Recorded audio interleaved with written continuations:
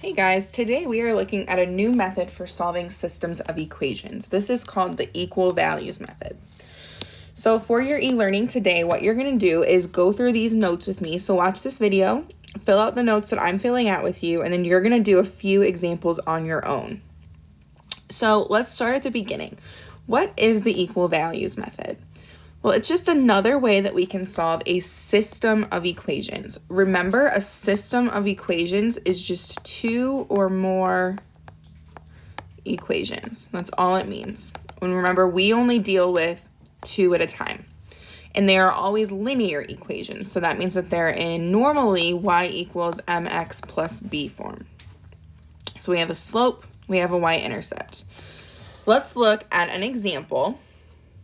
It says, consider the following system of equations. So we have y equals 4x plus 7 and y equals 2x plus 3. You guys are very familiar with this kind of system. It's what we've been working with. How would we have solved this system before? So what's the method that you know right now? Well, what we've learned in class was solving systems by graphing. So what you would have done is you would have graphed those two lines and you would look for where they cross. Remember, because what we wanted to find out was where are those two equations at the exact same place at the exact same time. We want to see where do they hit each other.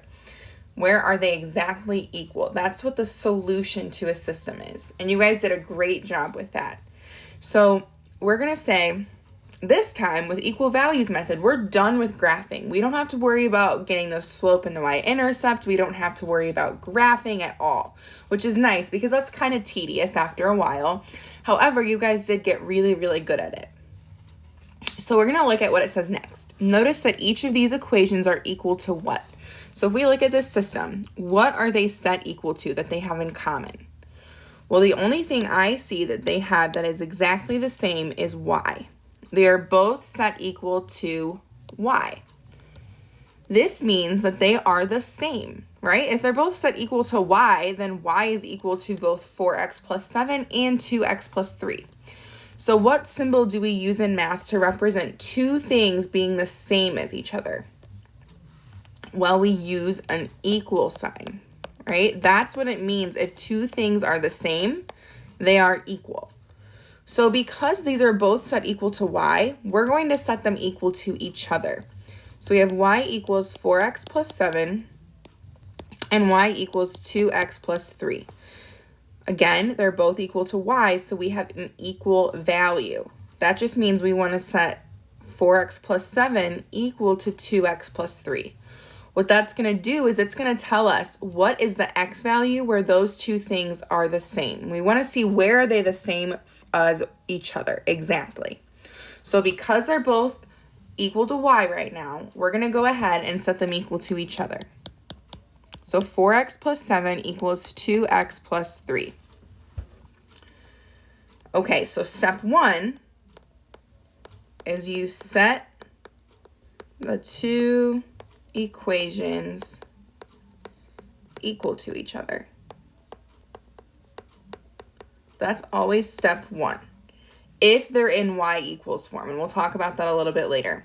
So we're going to set the two equations equal to each other. We have 4x plus 7 equals 2x plus 3. This is where we need to solve our equation. So we're going to say solve for x. That's step 2. All right, so this is where we want to think back to what you guys did for e-learning on Monday and Tuesday this week, which was solving equations when there are variables on both sides. Remember, what we had to do was we want all the x's on one side of the equation. So I'm going to subtract 2x from both sides because I want to combine those like terms. So when I subtract 2x from itself, that crosses out. And when I do 4x minus 2x, I just get 2x. I didn't do anything with that 7, so that comes down. And I didn't do anything with that 3. So we're just solving an equation right now. Now it comes down to, I need to get rid of that positive 7 because I want the x's on one side and the numbers on the other side. So to get rid of positive 7, we subtract. So I'm going to subtract 7 from both sides. That cancels out.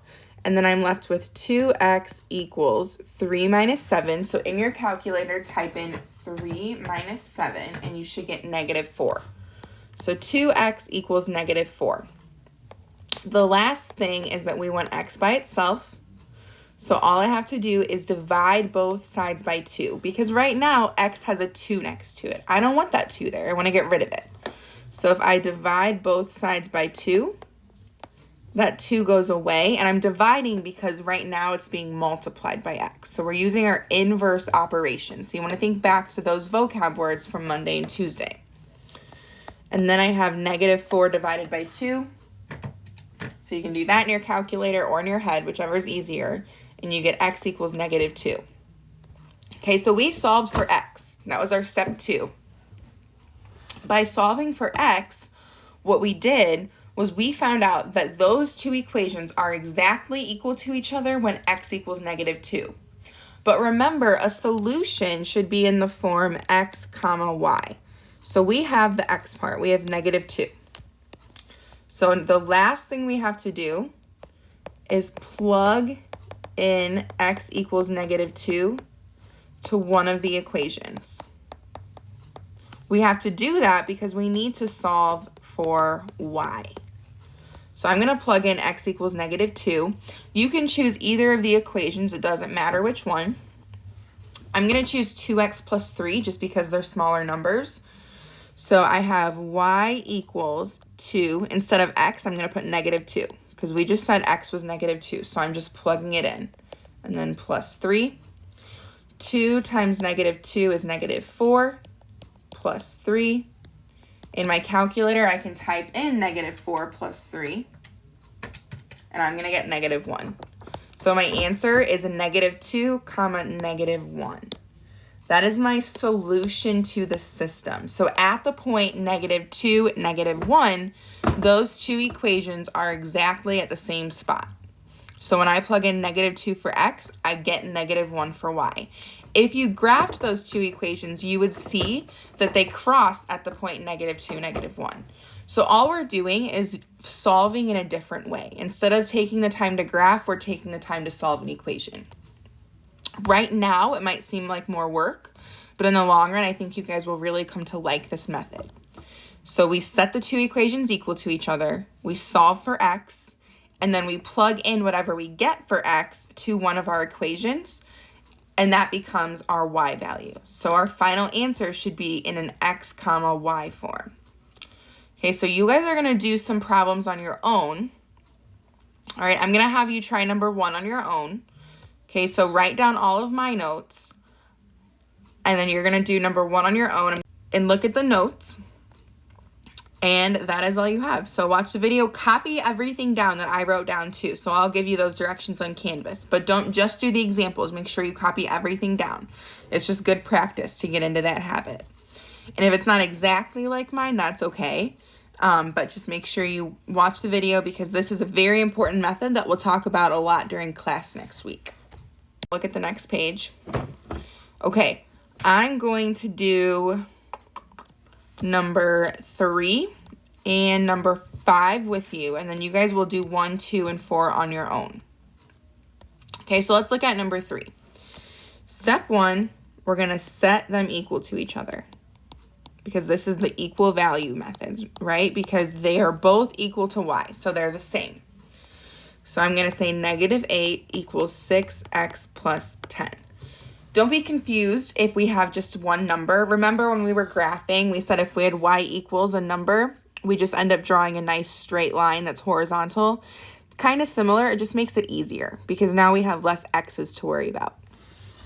I already have the x's on the right side of the equation, so I want to move this positive 10 over to this side. We want to separate the x's and the numbers. So step 2 is to solve for x. So really, this whole concept is just us solving equations, which you guys have practiced a lot this week.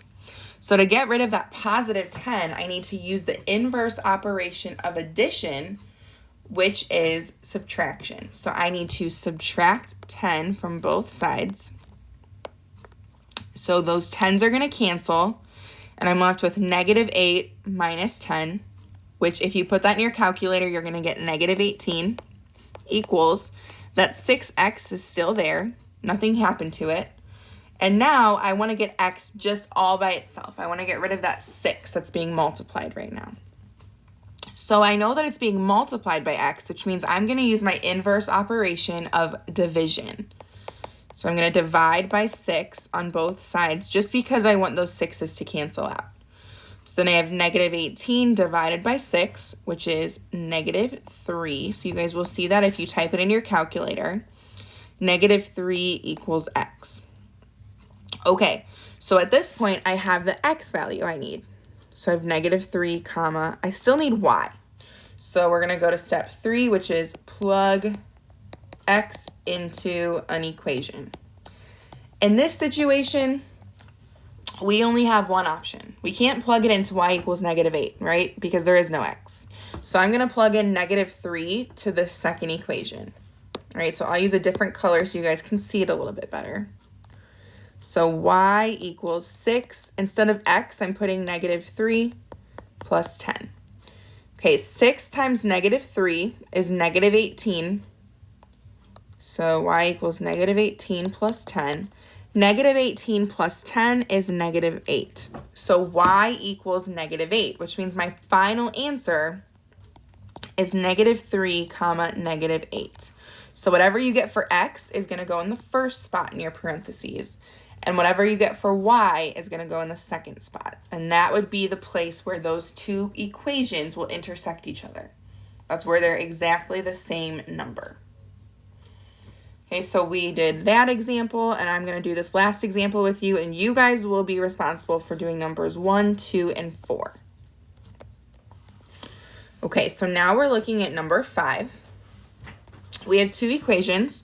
Again, both sides equal to y, so I'm going to follow my steps. Step 1, set them equal to each other. Okay, so that means we have x minus 5 equals 5x minus 13. Step 2 is just to solve. So that's what I'm going to do right now. Remember, when you're solving equations where there's an x on both sides, we want to get all of the x's together on one side.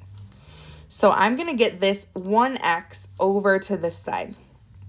I'm going to combine it with my 5x. Because it's positive right now, I'm going to use the inverse operation, which is subtraction. So I'm subtracting x from both sides. Okay, so those x's will cancel. And then 5x minus 1x is just 4x. So over here, that negative 13 didn't go anywhere. And on the left side, I still have a negative 5. So I have negative 5 equals 4x minus 13. I'm getting closer, but I'm not done yet because now I need to get all of the constants or the regular numbers on one side by themselves. So I need to get rid of this negative 13 because right now it's just in the way. It's next to my x's and I want my x's and my numbers to be separated. So because it's negative, I need to add it to both sides.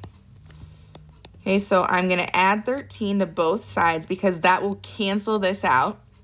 And now I have negative 5 plus 13, which is positive 8. So 8 equals that 4x will come down because we didn't get rid of it yet. But again, I just want 1x. I don't want 4x, I want 1x. So I need to get rid of that 4 somehow. It's being multiplied by x, so I need to divide by 4. Okay, so when I divide by 4, those 4's will cancel out. 8 divided by 4 is 2, so x is equal to 2. All right, and then step 3, I need to plug x into one of my equations. I'm going to always choose the equation that looks easier. In this case, this top equation definitely looks like the easier equation because it's just x minus 5. So I'm going to say, okay, y equals x minus 5, but I'm plugging in x equals 2. So y equals 2 minus 5. I'm going to plug that in my calculator, and it's going to give me negative 3. So I know that x equals 2 and y equals negative 3. And the last thing I have to do is write out my solution So I'm going to say my solution, which is an x comma y, just like it was when we were graphing. So in this case, x is 2 and y is -3. And that would be your final answer for that question. All right, so you guys just have to do numbers 1, 2, and 4, and that is all you are responsible for doing on this e-learning day. So there's nothing else. Just watch this video